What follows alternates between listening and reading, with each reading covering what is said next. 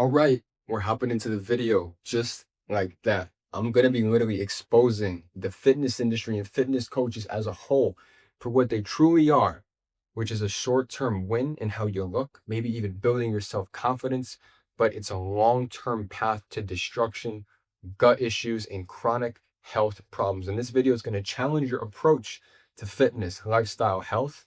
And with that being said, I'm going to break it down into multiple different sections because we both know the fitness industry, fitness coaches, they focus on meal plans, exercise, and supplementation. They don't talk about mindset. They don't talk about sleep. They don't talk about hormones. They don't talk about environment. They don't talk about sunlight. They don't talk about recovery. They don't talk about hydration. I'm not going to talk about those things in this video, but I'm going to be breaking down what it is that they do and all the consequences and problems that that comes with.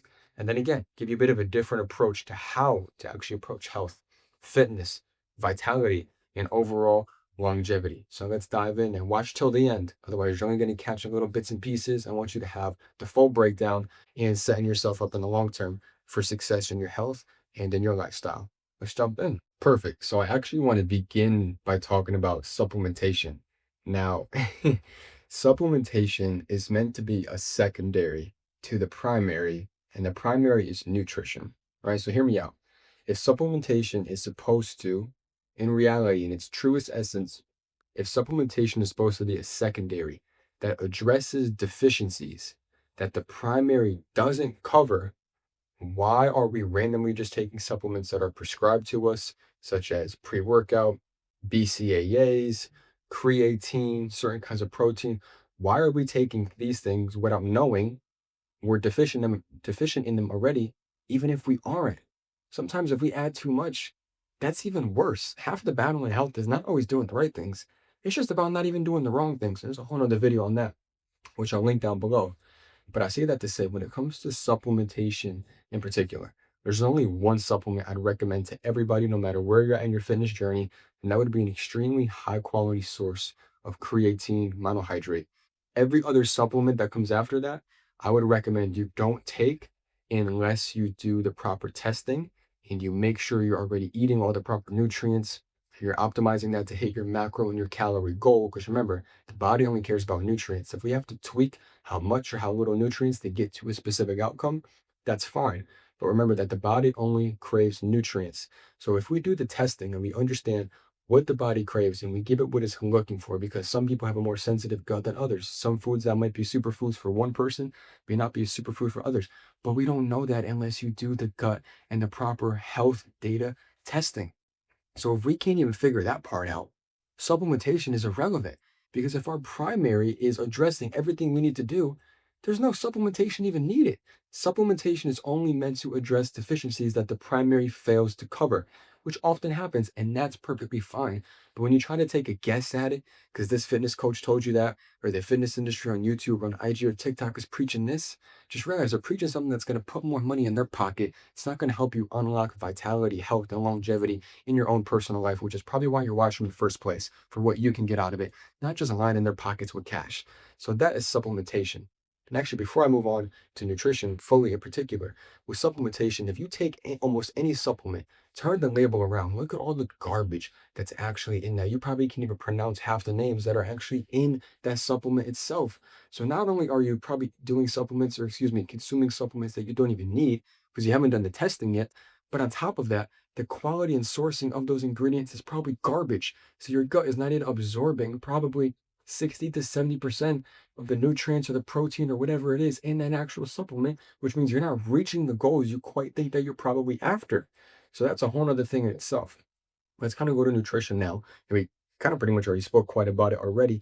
And that's the fact that what might be a superfood or what might be great to one person is completely different to the other person. We all have our own DNA, our own biology. And when we start to take generalized meal plans or meal plans just to get an outcome on how we look, not how we feel, and actually fueling the body with the nutrients and the macros it needs, that's the completely whole wrong approach. Remember, your body craves nutrients. If we then need to, again, adjust, tweak, or optimize certain things to get to a certain outcome for how we look, that's a different thing. But nutrients always comes first and foremost. And if you're just trying to, again, take a generalized meal plan or just trying your best, that is the completely wrong approach. Please find a company online or go to some kind of holistic doctor that can recommend where you can get your gut tested and understand, what does my own gut look like? How sensitive is it? Is it already inflamed? Do I need to do something to cleanse my gut to make sure it's already has a decent baseline before starting in to add in the right foods or X and Y and Z? That's step number one. Okay, so stop taking these meal plans, figure out what your body actually craves, and then give it that. And that in itself is going to be a massive game changer and a huge level up for you. Now, we spoke about supplementation, we spoke about nutrition. Let's speak about exercise. It's not just about lifting heavy and trying to get stronger and making sure you're shredded. If your body is anabolically ready, what I mean by that is that your hormones are in check, your mindset is in check, your gut is not inflamed, you know what foods to eat, you fast at certain times to give your body a break from constantly using energy and digestion, your body can literally shred fat and build muscle simultaneously. You don't need to have these ruthless bulk phases and cutting phases. That is nonsense. It's complete BS. It is perfect reality where you can do both simultaneously, but there's a point you have to get to where that outcome is then possible. And the fitness industry isn't setting you up to get that outcome. It's setting you up to get a short-term result in how you look, maybe build your self-confidence, but really 10 years down the line, it's meant to tear you down, give you chronic inflammation, and a bunch of health problems that your body won't even let you know until you're like, wow, why do I feel like garbage? What is going on? I need to go see somebody. I got to figure this out. You shouldn't even let it get to that point. But that's to the point the fitness industry leads you up to on a long enough time scale. So when it comes to exercise, right, it's not just about strength. It's not just about hypertrophy. You don't want to just follow these plans that these industry or that these fitness coaches are giving you. It's going to leave you stiff and rigid and immobile. What you really want to do is follow a plan that encompasses everything. Sure, in different times of your life or different times of the year, are you going to be training more so maybe for strength, more so for cardiovascular endurance? Absolutely. But if you can really have, as Andrew Huberman beautifully says, a foundational fitness program that covers all areas and you all slowly start to level up in every one of these areas, why wouldn't you want to do that when you can increase your VO2 max, which is your high output of cardio, increase your cardiovascular endurance, your length of cardio output, get stronger, lose fat, and build more muscle? If you can do that all simultaneously without sacrificing things you're not already sacrificing already, why wouldn't you take that approach? Think about it. So if somebody was to ask me, Sean, okay, what you're saying makes sense. What would be the recommendation? What would be the suggestion here? What I would tell you is most people would love to lose a little bit of fat and build some muscle at the same time, as well as being cardiovascular fit. Excuse me if I could speak proper English here. And the way to do that is I'd recommend 2 to 3 times a week, do some kind of hypertrophy focused workout where you're pushing yourself, maybe one set, maybe a few sets in that week, you go till failure, but you really just go until it's hard and then you go just a little bit more, not to complete failure. That's called functional overreaching, also known as the golden pocket. That's where you want most of your workouts to remain. Workouts don't need to be 90 minutes to 2 hours. A perfect sweet spot is between 45 minutes and 1 hour. If you can hit that mark properly, you can get in the gym, get the work done, be focused, recover properly, and keep moving forward and not be so sore to the point where you can't work out. You can continuously show up every day, every other day, or what fits your schedule best. So I would do 2 to 3 hypertrophy focused workouts per week. I would do 1 day of strength training. With a halfway through that strength training, I'd end it with some very kind of high cardiovascular output, some high intensity training. That could be an assault bike, that could be sprints, that could be shadow boxing, anything that really pushes you to your max, like you're damn near gasping for air. That's going to really help you push your VO2 as high as possible. And then that last workout during the week, do some form of long form endurance jog or run. 45 minutes to an hour, different terrains, different climates, different places.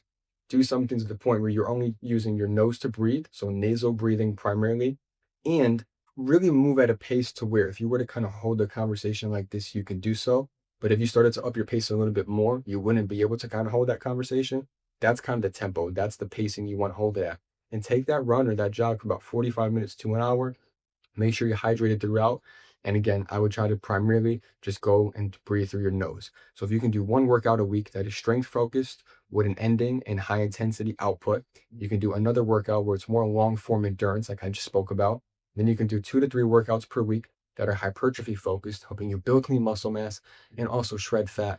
You're going to, and of course, you do your dynamic and your static stretching all within that. you're going to end up years down the line. You're going to be aesthetically pleasing. You're going to increase your confidence. You're going to be able to go for long distances at a high rate of output. And you're also just going to be fit, functional. You're not going to be stiff and rigid. And of course, if your recovery is dialed in, if you're hydrating properly, if you go for walks after your meals, if you incorporate fasting here and there, you have proper supplementation based on addressing deficiencies that nutrition doesn't cover after you've already done the testing, you're going to really set yourself up for success to unlock peak vitality, energy, focus, clarity, and most importantly, you're going to be adding 10, 20, 30 years plus into your lifespan of quality years. And at the end of the day, that's what we're all after. The fitness industry is really setting you up for that short-term win to tear you down years later. And I want you to start thinking not 3 months down the line, not a year down the line. What's the next 2, 5, and 10 years? How do I want to feel then? How do I want to look and perform then? Start reverse engineering that. What are the actions I can take? And I kind of just laid out that blueprint for you. Okay. So that's the video. That's why the fitness industry is flawed. That's why my approach is better. That's based on science. And that's why you should take action on it. I love you guys. I'll see you in the next video. It's Saturday here, so enjoy your night. Have a lovely weekend and keep crushing it. Follow me on Instagram. Link is in the description. I'll catch you guys in the next video. Peace.